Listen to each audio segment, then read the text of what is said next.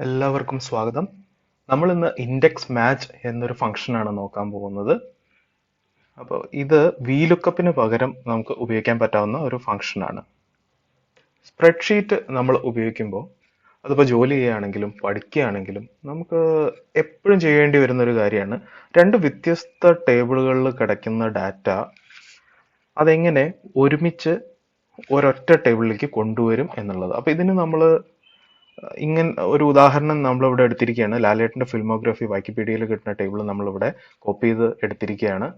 അപ്പോൾ അതിനെ ഞാൻ രണ്ട് ടേബിളായിട്ട് ഇവിടെ വിഭജിച്ചിട്ടുണ്ട്. ഒന്നിന്റെ പേര് ഒന്നും രണ്ടാമത്തെ ടേബിളിന്റെ പേര് രണ്ടെന്നുമാണ് കേട്ടോ.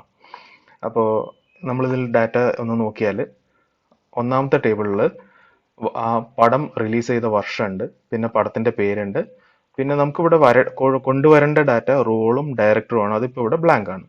അപ്പോൾ രണ്ടാമത്തെ ടേബിൾ നോക്കിയാൽ അവിടെ പടമുണ്ട്, പടത്തിന്റെ പേരുണ്ട്, റോള്, ഡയറക്ടർ, നമുക്ക് കൊണ്ടുവരേണ്ട ഡാറ്റകൾ ഉണ്ടല്ലോ, അത് BSCയിലും കോളത്തിലായിട്ടുണ്ട്. ഇനി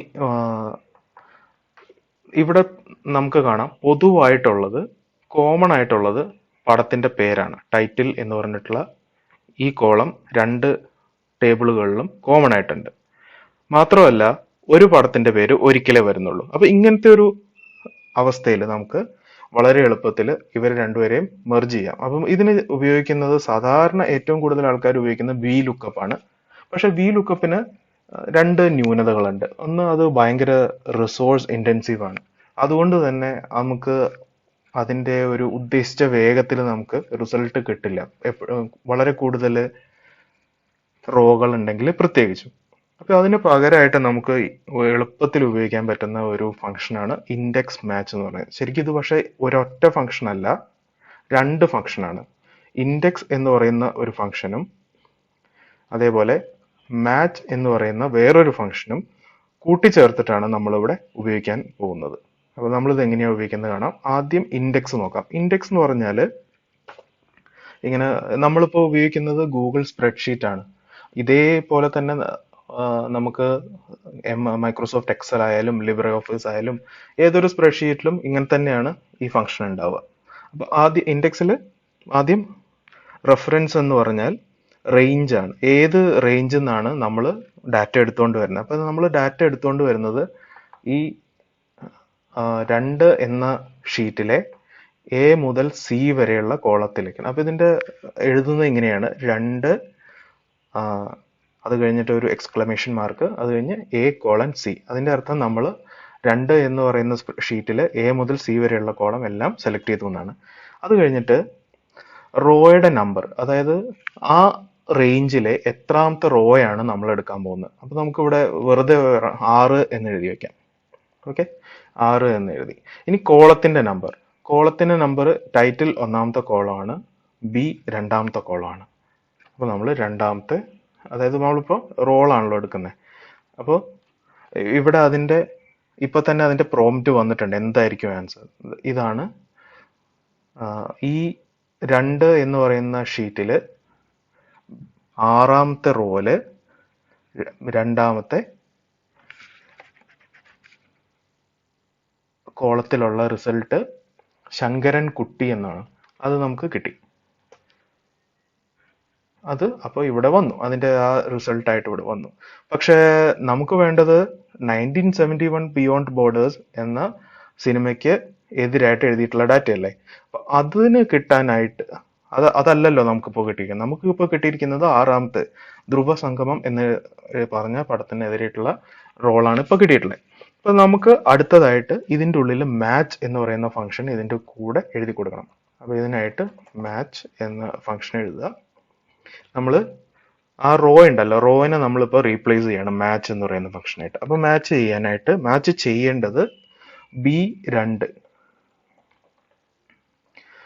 B2 കിടക്കുന്ന എന്ന സെല്ലിൽ കിടക്കുന്ന ആ പടത്തിന്റെ പേര് മാച്ച് ചെയ്യണം. ഇനി അടുത്തതായിട്ട് കൊടുക്കേണ്ടത് മാച്ച് ചെയ്യേണ്ട റേഞ്ച് ആണ്. മാച്ച് ചെയ്യേണ്ട റേഞ്ച്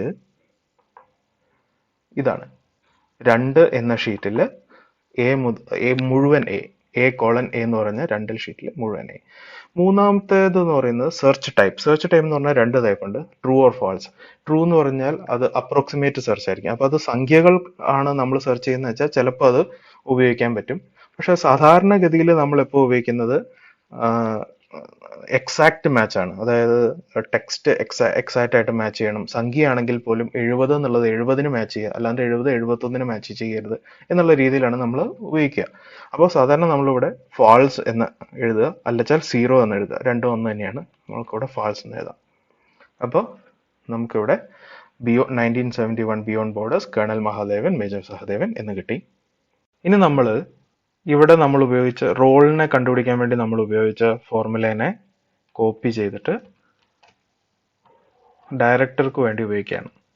നമ്മൾ ഇവിടെ ഇപ്പോൾ അതേ ഫോർമുല കോപ്പി ചെയ്തു. ഇവിടെ ശ്രദ്ധിക്കേണ്ടതെന്ന് വെച്ചാൽ ഇവിടെ നമ്മൾ ആ സെല്ലിൽ കയറിയിട്ട് ആ ഫോർമുലയാണ് കോപ്പി ചെയ്തത്, അല്ലാണ്ട് സെല്ലിന്റെ വാല്യൂ അല്ല. സെല്ലിന്റെ വാല്യൂ കോപ്പി ചെയ്താൽ വേറെ റിസൾട്ട് ആയിരിക്കും വരിക. നമ്മളിവിടെ ഇനി നമുക്ക് ഇവിടെ ഡയറക്ടറുടെ കോളം എടുത്തിട്ട് വരണം. അപ്പൊ ഇവിടെ നമുക്ക് നോക്കാം, ഡയറക്ടറുടെ കോളം എന്ന് പറയുന്നത് ഇവിടെ 2 എന്ന് പറയുന്ന ഷീറ്റിൽ C കോളമാണ്, അതായത് മൂന്നാമത്തെ ഇൻഡെക്സ് നമ്പർ ആണ്. അപ്പോൾ ആ ഇൻഡെക്സ് നമ്പർ ആയിട്ട് ഇവിടെ കോളത്തിന്റെ നമ്പർ ചേഞ്ച് ചെയ്ത് കൊടുക്കാം. അപ്പോൾ ഇവിടെ 3 എന്നായി. അപ്പൊ തന്നെ നമുക്ക് പ്രോംപ്റ്റ് ഉടനെ വരുന്നുണ്ട്, മേജർ രവി എന്ന് ഇവിടെ വന്നു. ഓക്കെ, അപ്പോൾ നമുക്ക് രണ്ടും വന്നു, റോളും ഡയറക്ടറും വന്നു. ഇനി നമുക്ക് ഇതിനെ കോപ്പി ചെയ്യാം. എന്നിട്ട് കൺട്രോൾ ഷിഫ്റ്റ് ഡൗൺ ആരോ കൊടുത്താൽ അങ്ങ് താഴെ വരെ സെലക്ട് ആവും. കൺട്രോൾ V കൊടുത്താൽ എല്ലാ ഡാറ്റയും നമുക്ക് കിട്ടി. അപ്പോൾ നമ്മൾ ഇത്രയും നേരം പറഞ്ഞത് ഒരിക്കൽ കൂടെ നോക്കാം. നമ്മൾ ഇത്രേ പറഞ്ഞിട്ടുള്ളൂ. നമ്മൾ ഉപയോഗിക്കുന്നത് ഇൻഡെക്സ്, മാച്ച്, ഈ രണ്ട് സ്പ്രെഡ്ഷീറ്റ് ഫംഗ്ഷൻസും ഒരുമിച്ച് ഉപയോഗിക്കാനാണ് നമ്മളിവിടെ നോക്കിയിട്ടുള്ളത്. അപ്പോൾ ഇൻഡെക്സ് എന്ന് പറയുന്ന ഫംഗ്ഷന്റെ അർത്ഥം നമുക്ക് തന്നിട്ടുള്ള നമ്മൾ കൊടുക്കുന്ന ഒരു റേഞ്ചിൽ ഇത്രാമത്തെ കോളത്തിൽ ഇത്രാമത്തെ റോയിലുള്ള സെല്ലിന്റെ വാല്യൂ അതേപോലെ ഇങ്ങോട്ട് എടുത്തുകൊണ്ട് വരൂ എന്നാണ്. അപ്പൊ നമ്മൾ ഇവിടെ മാച്ച് ചെയ്തത് എന്താണെന്ന് വെച്ചാൽ ഇത്രയും റോകൾ ഉള്ളതിൽ B2 എന്ന സെല്ലിലെ ടെക്സ്റ്റിനെ മാച്ച് ചെയ്യുന്ന അതേ വാല്യൂ എത്രാമത്തെ റോയിലാണ് ഉള്ളത് എന്ന ആ നമ്പറാണ് ഇവിടുന്ന് നമുക്ക് എടുത്തിട്ടുള്ള ഈ ഫംഗ്ഷൻ. അപ്പൊ ഇവിടെ നോക്കിയാൽ 318-ാമത്തെ റോയിലായിരുന്നു അതുള്ളത്. അപ്പൊ ഇത്രയും ഇതിന്റെ അർത്ഥം 318 എന്നാണ് ഇത്രയും ഫംഗ്ഷന്റെ അർത്ഥം. അപ്പൊ അതിനുള്ള ഒരു റിസൾട്ടാണ് നമുക്ക് കിട്ടിയത്. അപ്പൊ ഇത്രയും ഭയങ്കര എളുപ്പമായിട്ടാണ് ഇത് നമുക്ക് ചെയ്യാൻ പറ്റുക. എന്തെങ്കിലും സംശയം ഉണ്ടെങ്കിൽ താഴെ കമന്റ് ചെയ്താൽ മതി. ഓക്കെ, അപ്പോൾ കണ്ടതിന് നന്ദി. Thank you.